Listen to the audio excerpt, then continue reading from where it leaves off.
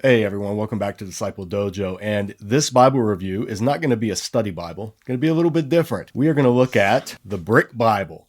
Now, this is the set. This is the box set hardcover edition. This also is available in softcover, and it's 2 volumes. There's one on the Old Testament and one on the New Testament. So in this video, we're going to look at the Old Testament, and then in the next video, we're going to take a look at the New Testament. So let's jump in.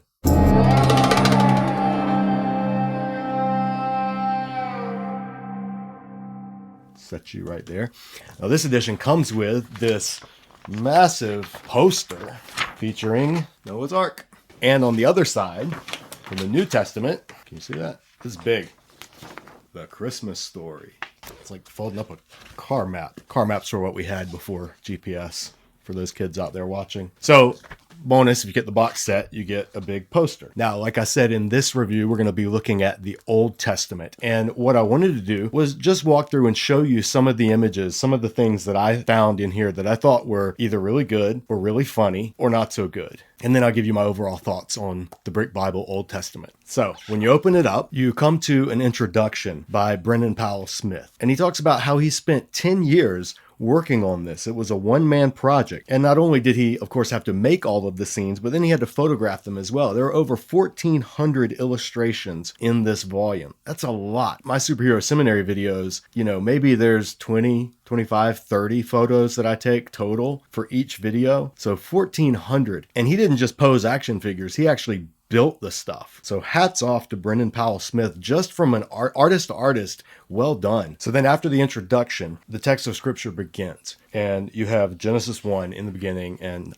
darkness. Then we come to the book of Genesis. Now, there aren't any study notes. This is not a study Bible. It's not even a Bible. This is an illustration of Bible passages, basically. There are a lot of them, especially obscure ones that many children's Bibles do not illustrate, and you'll see why once we get into these illustrations. But what Brennan Powell Smith does in this Bible is 2 things at the same time. One, he tries to show viewers parts of the Bible that have been overlooked or ignored or not always preached on, so that viewers can have a new understanding of Scripture, can see parts of it that they've never seen before, can catch things that they've never heard taught before, which is a commendable goal for sure. If you follow the Disciple Dojo podcast or our videos here on the channel, that's what we are all about, is diving into those passages that most preachers and pastors and teachers are hesitant to bring up on a Sunday morning. But the second thing that Smith does, which is not as good, is he uses numerous stereotypical caricatures in order to present this stuff. So what I mean, right on the first page,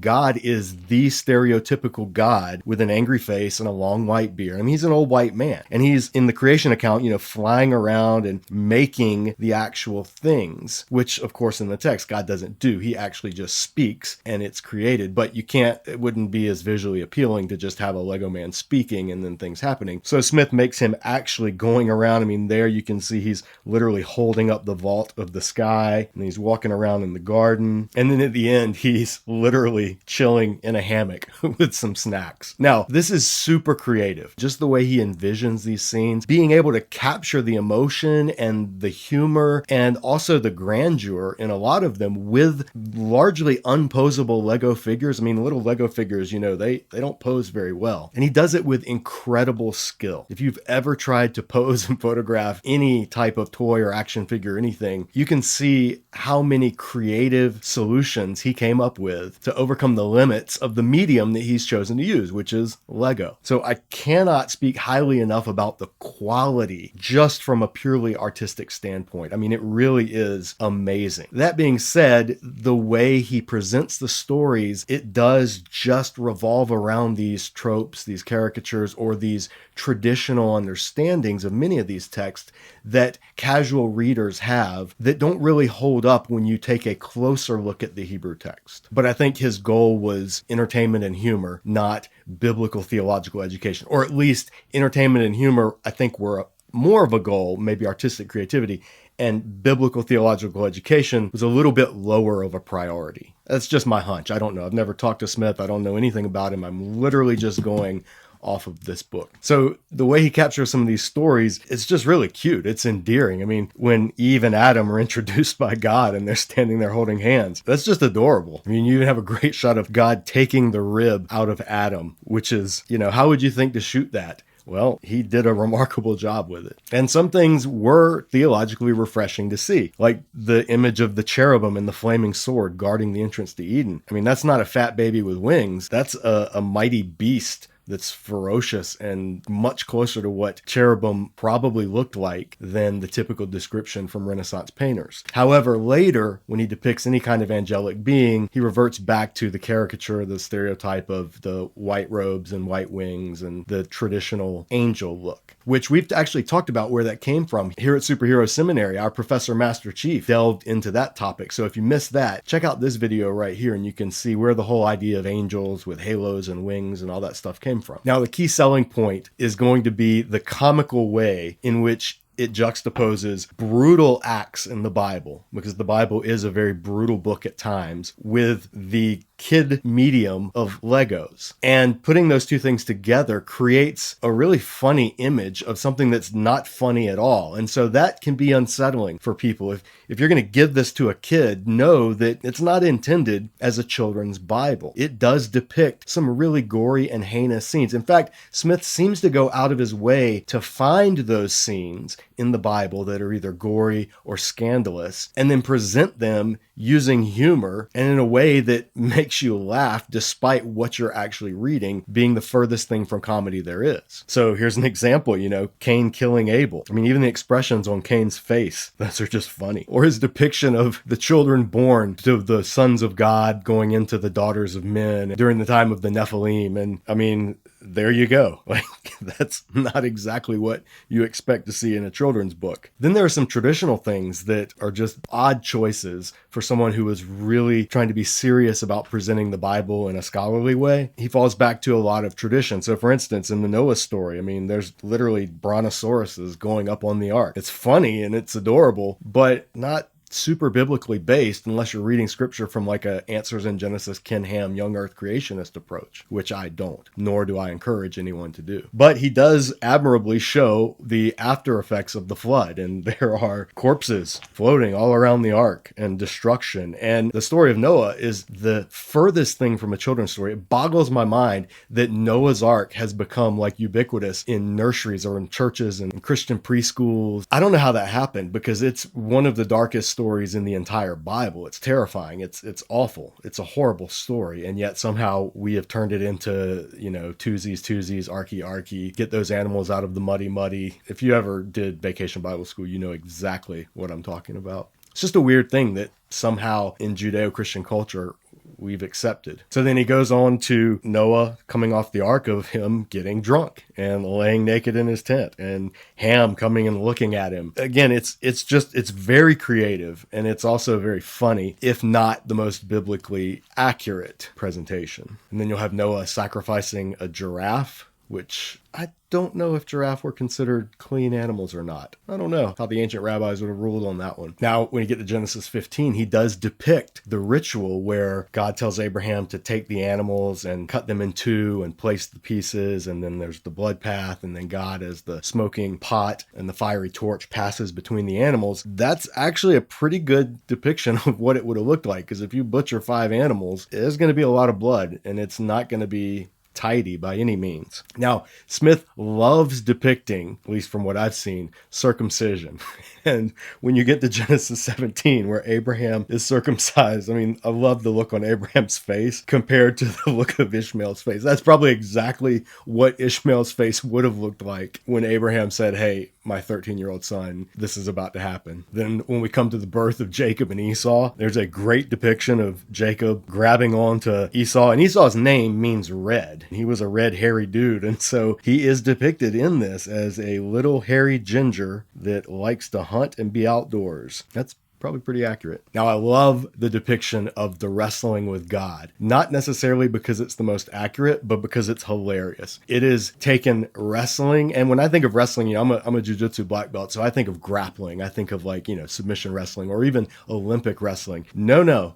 Not the Brick Bible. The Brick Bible went full WWF, now known as WWE, and have God literally flying off the turnbuckle, pinning him down, and then Jacob body slamming, and then God bringing in a barbed wire wrapped board, and then Jacob fighting back and taking it away. It's like WrestleMania. It's silly and ridiculous, and it just made me laugh. Again, more circumcision, the incident at Shechem and Israel's sons. After Shechem has seduced Jacob's daughter Dinah, which in this text, they do present it as rape. And again, that's a traditional reading, but when you dig deeper into the Hebrew, it's actually more of he seduced her. If you remember the story, Shechem was enamored with Dinah and wanted to marry her. And so her brother said, okay, yeah, well, I'll marry you, but we can't marry somebody who's uncircumcised because that's part of who we are. So if you and all of the people of this town circumcise yourselves, then we'll let this union happen and we'll unite our families and etc. And so there's Shechem circumcising himself. That's just funny. And then all of the men of Shechem line up to get circumcised, and the looks on their faces, both before and after the circumcision, are fantastic. And then, of course, Jacob's sons come in and slaughter them all while they're healing from their circumcisions. So again, you have this incredibly violent, disturbing story done in an over-the-top, cutesy, comedic way.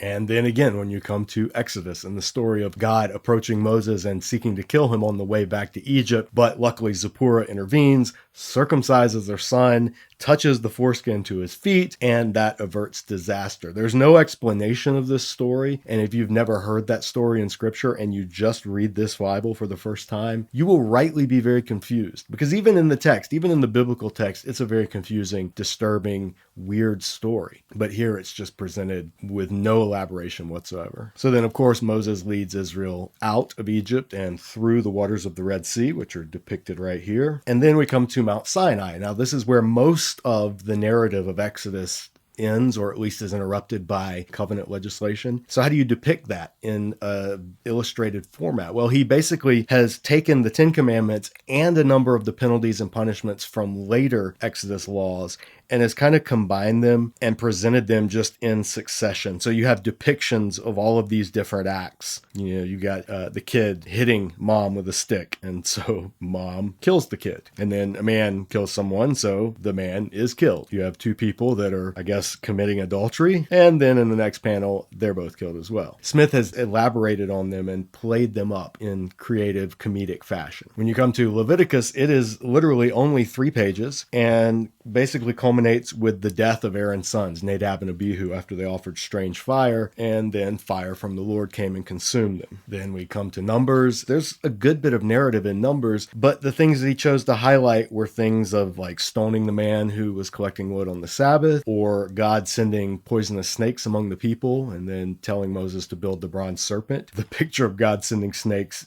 did make me laugh, despite how completely unbiblical I think it is. And then, of course, you've got to tell the story of Phinehas averting God's wrath when the Israelite took the Moabite woman into the Holy of Holies to have sex with her in the very holy presence of God. And, of course, Phinehas comes in and impales them both, and that averts the plague. Like Leviticus, Deuteronomy is only 3 pages, and it culminates with God literally killing and burying Moses. Then we come to Joshua and Rahab, who looks to be dressed in slave girl Leia Lego figure attire, but with red hair for some reason, kind of like the Wendy's girl. But she hides the spies. They hang the scarlet thread outside her window. The spies come back. Of course, Jericho's walls fall down. They take the city. And then again, there's a graphic depiction of the destruction of Jericho, where even the animals are put to death in a depiction of the biblical concept of harem. Now, Israel experienced harem in the very next section because Achan stole some of the treasure that was not supposed to be kept, and so Achan and his family are put to death. When we get to Judges, there's a funny depiction of King Eglon, who Ehud goes to assassinate, and Eglon was a big, fat, fearsome warlord, think like ancient Near East Jabba the Hutt, and he is put to death by Ehud. His servants are embarrassed because they think he's on the toilet. Ehud makes his escape out the window, and Eglon lays there with a sword sticking out of his bloated, obese belly. Then we come to the story of Deborah, and both Deborah and Jael get depicted, which was nice to see. The ladies weren't left out. But as happened in the time of the Judges and long time after, Israel continues to do evil in the Lord's sight and bow down to idols. And there are numerous depictions of Israel worshiping idols, which pretty effectively communicate the theology of what's going on, even if the idols probably didn't look exactly like this or this. Not sure Dagon looked like that. Then we meet Jephthah, who is apparently a Hebrew samurai. And of course, you can't tell Jephthah's story without the tragic sacrificing of his daughter. Now, this does take the view that Jephthah literally sacrificed his daughter rather than dedicated her as a perpetual virgin, which interpreters of Judges are somewhat divided on. Then we meet Samson, and there's a great image of the lion that Samson rips in half that tries to attack him. And throughout the story, Samson's hair actually does get longer in successive pages. It's the depiction of him tying the torches to the fox's tail and burning the Philistine standing grain, and then Samson taking the jawbone of a donkey and slaying 1,000 Philistine men with them. By the time we get to the Delilah story, Samson's hair is nice and long, as is his beard, which is good to see. There's a Samson movie I saw recently that Samson was like as clean shaven as me. It was absolutely ridiculous. No judge of Israel would have been a full-grown Hebrew man without a thick, handsome beard. But anyway, here Samson goes to sleep. Delilah ties him up. We do see that his musculature is somewhat lacking, so his strength is clearly supernatural, but he keeps breaking free until finally she wears him down. He goes to sleep, and then they cut off his hair and gouge out his eyes and put him to work grinding a mill. Now, Judges is the darkest period in Israel's history. We've talked about that here on the Disciple Dojo podcast, so you can catch that over on our podcast link or here on the channel. Just click here for our Judges series where we walk through the book chapter by chapter, including these disturbing stories, because Judges does take a downward spiral, and the final story in the book of Judges is like the lowest of the low points of Israel all the way until the exile. So you know it's going to get depicted in the Brick Bible. And of course, there it is, the Levite and his concubine. And if you know the story's super disturbing. She is brutally assaulted, and then he finds her dead and takes her body and cuts it up, and a ritual act that basically is meant to shame all of the tribes of Israel. And the story itself in scripture is so unbelievably disturbing. So it's perfect material for this project, which was intended to show the darkest and most disturbing parts of the Old Testament. When we come to Samuel, we meet first, obviously, Samuel and Saul, but then we meet David, and David is described as reddish with beautiful eyes and handsome features. And that's a translation of the Hebrew word that kind of means reddish or ruddy, and it could have been describing his complexion, or it could have been describing his hair. Just like with Esau, Smith here has portrayed him as a full-on ginger, freckles and everything. Now, Goliath in this looks like a cross between a Lego man and a GoBot. If you don't know who GoBots are, they're what those of us that were too poor to afford Transformers played with when we were kids. But Goliath comes out, and you know the story. David takes the sling stone, throws it at Goliath, knocks him right in the head, face down, blood everywhere. David runs up, cuts his head off, and David is a national hero. Of course, the story of how David earned his bride by bringing back 200 Philistine foreskins is included, as you would expect. If there's a Bible story involving circumcision or foreskins, Brendan Powell Smith has depicted it in the Lego, most likely. That's a safe bet. Benaiah gets a few frames, which is nice to see. There's him down in the cistern on a snowy day, having killed a lion. And the story of Absalom's death, where he is entangled, ironically, by his own hair that he took so much pride in, and he is then killed by forces loyal to David. There's Solomon building the temple in all of its golden splendor. And, of course, all of Solomon's wives and concubines, his harem, as well as the idolatry that pretty much destroyed Israel at the height of its power when Solomon not only allowed but encouraged it to take place within Israel because of the foreign allegiances he had made with his pagan wives. The last book to be dealt with is Chronicles, and it's only a few pages long. It depicts a couple of the kings of Israel, and the way it ends is interesting. It ends with King Asa leading the people to return to Yahweh, making a solemn vow to seek the God of their ancestors wholeheartedly, and then 2 full pages depicting if anyone didn't, they were killed, young and old, male or female. And then the last panel is Asa standing there with a bunch of heads in a basket, and it says, "And Yahweh responded by giving them peace on all sides, the end."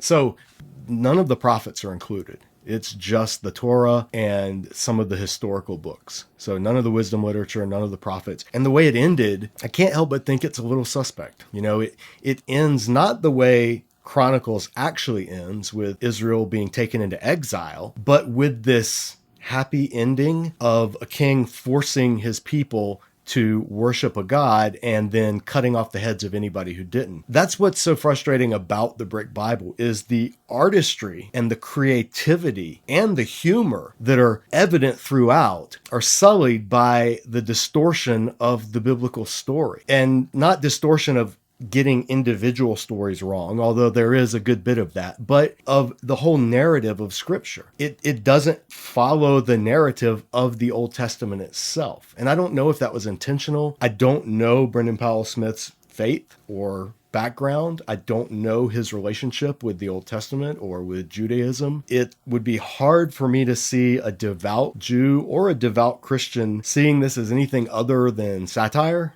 borderline mockery, although it didn't strike me as mockery as much as it struck me as just a selective focus on the stories that get left out of most children's Bibles, but overcorrecting. And so, yes, it does include a lot of stories and a lot of things that people do find disturbing and intentionally gloss over, which we shouldn't do that. We should read the Bible as it is. But I don't think the brick Bible, the Old Testament, does that. I think that is its stated purpose, but I don't think it accomplishes. I think you still end up with a distorted, albeit funny and creatively distorted presentation of the actual story of the Hebrew Bible. So take it for what it is. I don't think it's a Sunday school resource by any means. I don't think it's even good biblical teaching by any means. I do think it is well done. It's clever in a lot of ways. It is funny. And as an artistic endeavor, I do have to take my hat off to him for accomplishing something